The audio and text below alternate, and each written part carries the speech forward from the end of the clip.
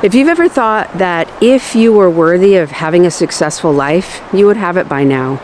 Or maybe you thought that if you actually had the capacity and power to change your life, you would have done it by now.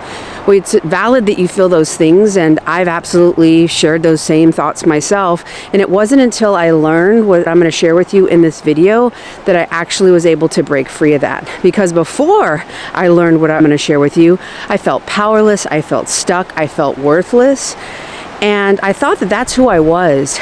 But what I'm going to share with you is going to help you shift your perspective. It's going to help you understand why you've been feeling that and why it keeps getting recreated. And if you apply what I share, you'll learn how to actually step out of that old dynamic and start feeling more empowered. The wind is howling on our nature walk today. So the first thing you got to understand is that you're attached to something that happened in your past and you're relating through that experience now. What does that mean? Well, that means from the ages of 0 to 7 years old, we are an alpha brainwave, meaning we're a giant sponge. Alpha brainwave is actually the brainwave of your subconscious. So everything is getting literally stored into your subconscious. And this is showing you how to stay safe, how to stay alive as a human. Whatever experience you had in those years are highly formative. They literally will shape the structure of your brain. Literally your physical brain, the synaptic connections is formed there. So all those experiences are models. And so unless you become aware of those early on models, you will live that model of experience in the world is the only experience to have. So you will only continue to find situations and experiences that are familiar with that. This is not a doomsday, but you have to understand this so you can change it. Because if you don't understand this, you'll have that primary experience. Maybe your parent was neglectful. They didn't really seem to be that interested in you. And you could think, I'm not interesting, I'm unworthy, because if I was worthy, then they would meet my need, or they would be interested, they would want to bond and spend time with me. I must be the one who is wrong here, or who is lacking in the situation. It's really windy today, but what you don't understand is the fact that that's all you're able to perceive of in your outside life, because you still have that same lens that you're looking through the world through. The first thing you got to understand is that this is a lens. This is one way to experience life, and it's a way that you no longer want to experience it. So this idea that it's all you can have, it's all you can have through that framework of the past. But you don't have to live that way anymore, because at the time you couldn't keep yourself safe. You didn't have the capacity to understand complex human emotions. So you took the blame, you took the hit of, I'm the one who's unworthy, I'm the one who's defective. And realizing the situation too from childhood, you are powerless automatically. You don't have the skills, you don't have the money, you don't have the ability to take care of yourself. So you're powerless to the dynamic you're in. Just you starting to understand, wait a second, what if this isn't the only thing I can experience? What if this is the same experience repeated over and over and over? When you start to even just realize that, a lot of things can change. And Dr. Dan Siegel says, if we have mind sight, which is basically the idea to observe our mind and our thoughts, with that observation, it actually requires energy, and where attention goes, energy flows. So you actually start to create new synaptic networks simply by being aware of what you're thinking or your impulse is. You've got to start to understand that your self-image right now has been heavily formed through somebody else's opinions, through their expectations, and through their judgments. Who are you supposed to be according to your caregivers? You will have adapted and edited to that to stay safe, so you would be accepted by that primary tribe.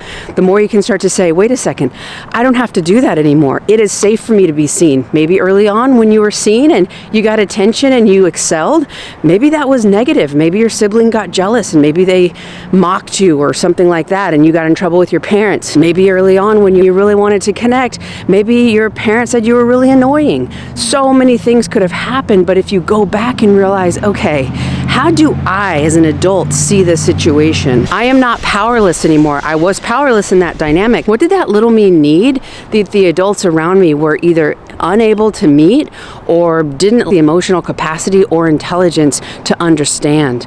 The more you can start looking back and understanding, okay, why is it that I'm unworthy?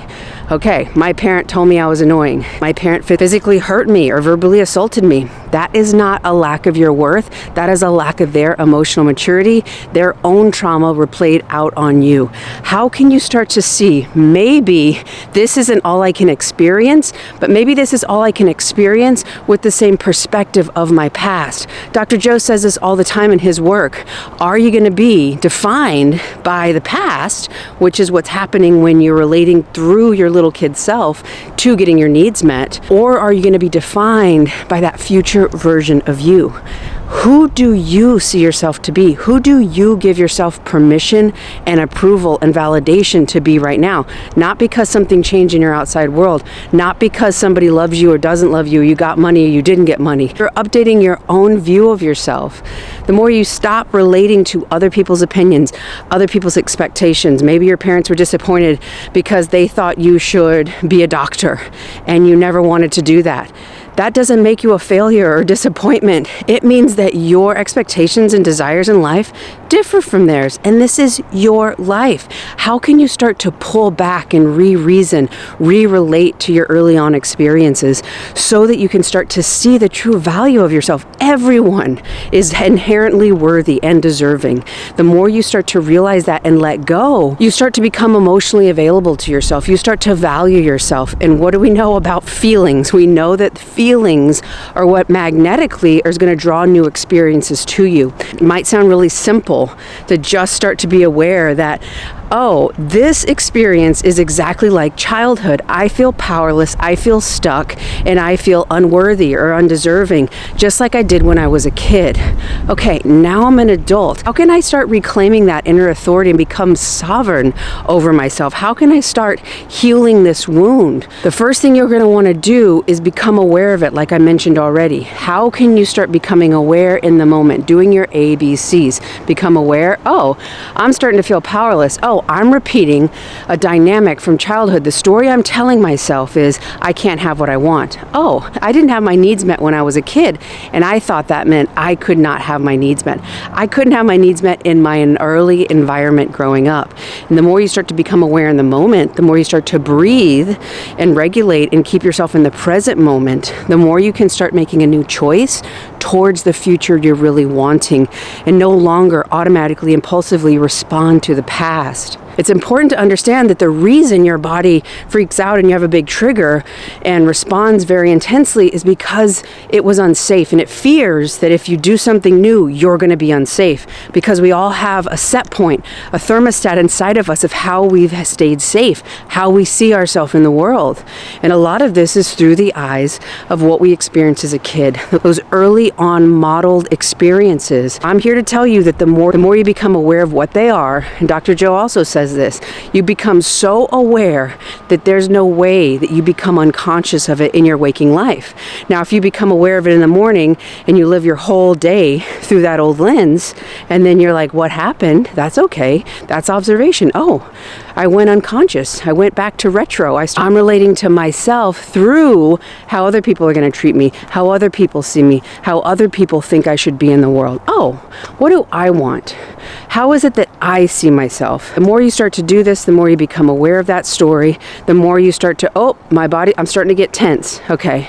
Oh, I'm starting to get really anxious. I'm starting to get really angry. Oh, what's going on? Okay, let me breathe. Let me try to be aware.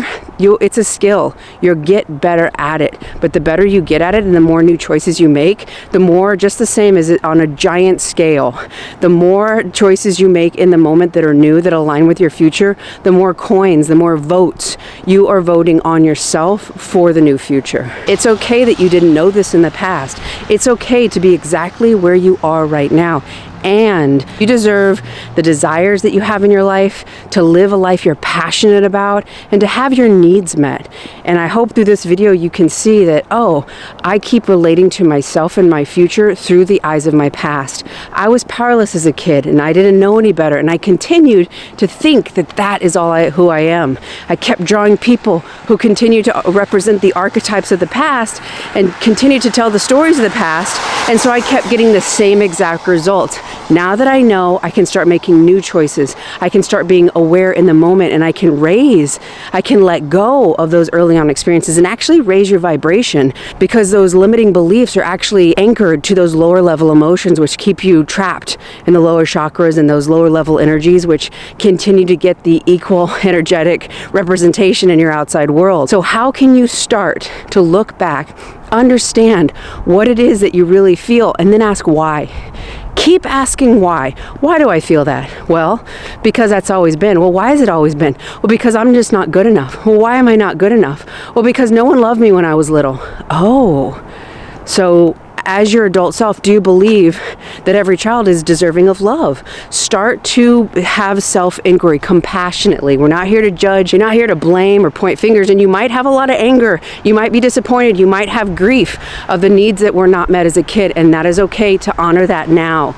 And you can take sovereignty over your life. You can start understanding that it's not because of your worth. It's because of how people treated you. It's because of the model of behavior of your worth in other people's eyes. But that was one person, or that was your immediate environment. That does not mean that there are not people in the world who will love you, adore you, and celebrate you. It is time for you to start making choices for you. Start to look inside. That is really what is going to change the course of your entire life. Looking through a new lens. You deserve it. If you want a little bit more support on how to let go of those limiting beliefs and break them down, this next video right here is going to help you with it. I love y'all. If you like this video, click like. If you haven't done so already, join this community, and I will see you on the next one.